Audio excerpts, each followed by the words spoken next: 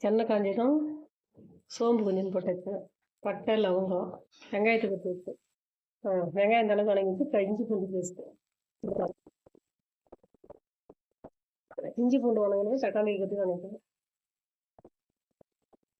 வச்சு கருவேப்பிலை போட்டு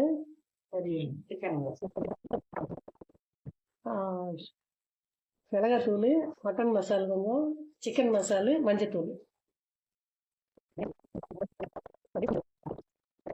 இப்போ வந்து சிக்கனை போட்டுக்கணும். ஒரு டம்ளர் தண்ணி பக்கமாக ஊற்றிக்கணும்.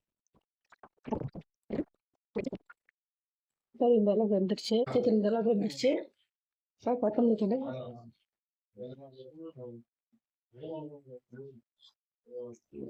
கொத்தமல்லி தலை போட்டு சிக்கன் வறுவல் ரெடி.